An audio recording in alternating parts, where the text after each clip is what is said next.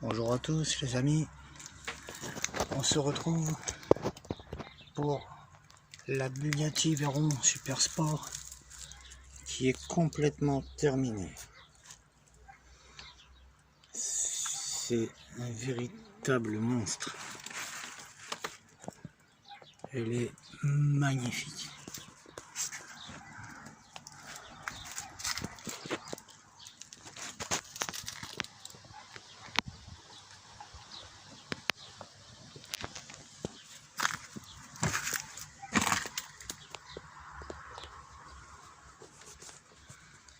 On l'a avec l'aileron sorti et déployé, et l'aileron se rentre aussi. Voilà.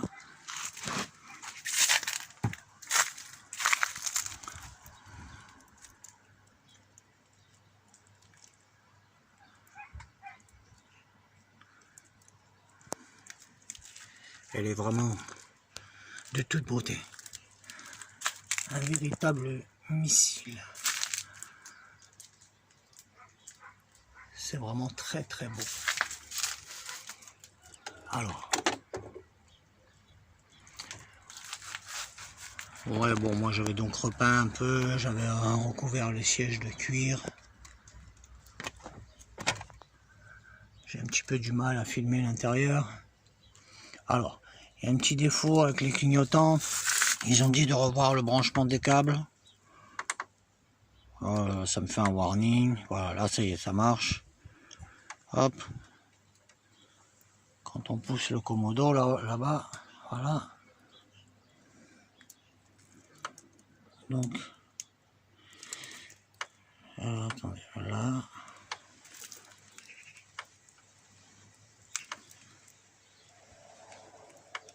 Ça marche quand ça veut. Il faut revoir le branchement des fils qui se trouve juste ici, là-dessous. Ils se sont trompés.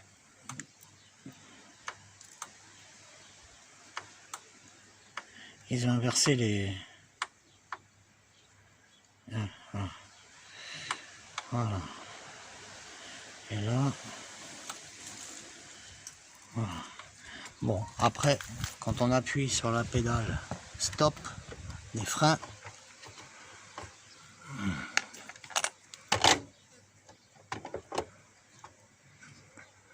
on a aussi les feux qui s'éclairent. Voilà. On regrettera peut-être que ça s'éclaire pas en rouge, mais bon, ça fonctionne. Ça fonctionne. L'intérieur est vraiment superbe. Je vais ouvrir l'autre porte.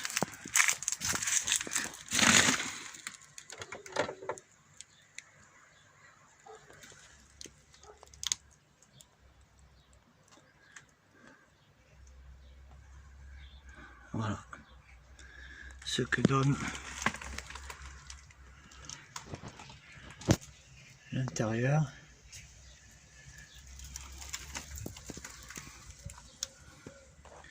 Ensuite, alors toute cette partie là, elle s'enlève, elle est aimantée. Voilà, alors moi j'évite de trop m'amuser avec, parce qu'en fait les fils se baladent, il va falloir que je les scotche au Chatterton. Parce que sinon là on a un gros brouhaha de fils. J'avais repeint quelques parties du moteur, je vous avais montré ça au fur et à mesure des vidéos. Voilà. On va donc refermer les portes. On va aller voir un petit peu ce qui se cache à l'avant sous ce superbe capot. On a donc sous le couvercle de la batterie le compartiment de piles. 3 piles LR44. J'avais fini de me construire le modèle hier, j'ai pu faire la vidéo seulement aujourd'hui puisqu'ils n'avaient pas indiqué pour les piles ce qu'il fallait y mettre exactement. Donc voilà. Voilà, je suis dans le dernier numéro, donc ça a été fait maintenant. Voilà. Alors, ensuite, on a aussi les phares qui s'éclairent. Donc, pour ça, on retourne ici et on va aller chercher le petit interrupteur. Alors, c'est pas facile quand on a des gros doigts. L'interrupteur des phares, il se trouve ici, en dessous. Donc, je vais essayer. Alors, je me rappelle jamais s'il faut baisser. Voilà, ça fonctionne. Et à l'avant aussi. Alors là, on voit mal avec le soleil, mais tout fonctionne très très bien. Voilà. On a vraiment eu un super modèle. J'ai été très content de construire ce modèle. Il était assez facile, on va dire, dans l'ensemble. Il n'y a pas de grosses complications. Beaucoup plus facile que de construire la Citroën C4 ou la locomotive Mountain, qui eux sont de véritables casse-tête. Celle-ci s'est montée vraiment facilement et elle a été assez agréable à monter. J'ai regretté que beaucoup de pièces de l'habitacle d'origine faisaient plastique, ainsi que des pièces du moteur. Le moteur, on a eu des pièces vraiment énormes à monter. Il a été monté en pas beaucoup de pièces.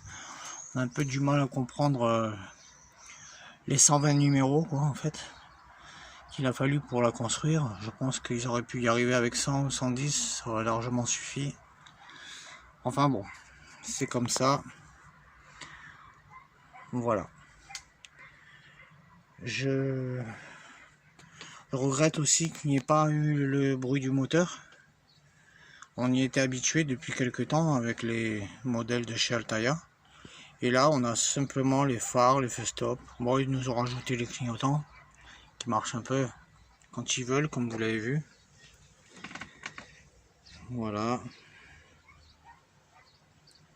Mais bon, elle est vraiment superbe, hein. Elle est vraiment très très jolie cette maquette. Elle est assez lourde aussi. On a aussi les trappes là. Alors je me rappelle plus dans quel sens elles s'ouvrent. Je sais qu'elles s'ouvrent, mais bon, j'ai pas d'ongles, alors c'est un petit peu compliqué. À moins qu'en appuyant dessus, peut-être. Non. Bon, c'est pas grave. Peut-être que j'aurai plus de chance avec celle-ci. Bon, je sais pas. C'est pas grave. Voilà, elle est vraiment une super gueule.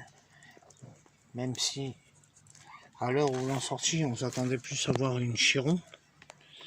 Mais bon, on est déjà bien content d'avoir ce modèle qui est vraiment un modèle exceptionnel. Carbone et orange. Voilà. Le orange étant une couleur qu'on a plutôt l'habitude de voir chez Lamborghini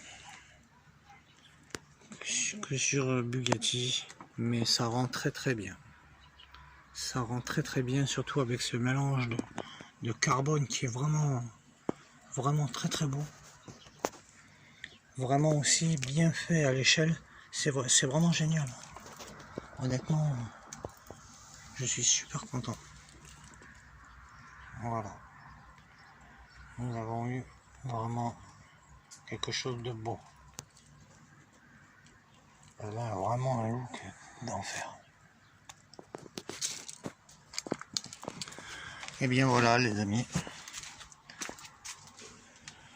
Dernier petit tour d'horizon. Voilà. Bon après lui il se ferme un petit peu mieux, mais il faudra que je regarde. Bon, un modèle à rapidement mettre sous vitrine, car la poussière va vraiment, sera même assez galère à nettoyer avec toutes les petites toutes les petites aérations qu'il y a partout. C'est très très beau. C'est très très beau. Même les rétroviseurs, tout ça. Dommage qu'ils n'aient pas mis une petite LED ici pour que ça clignote en même temps. Si ça aurait été bien ça. Bon. Voilà. Mais j'étais fier de vous présenter cette Bugatti Veyron Super Sport. C'est vraiment un très très bel objet à collectionner. Je vous dis à bientôt pour de nouvelles aventures. Salut!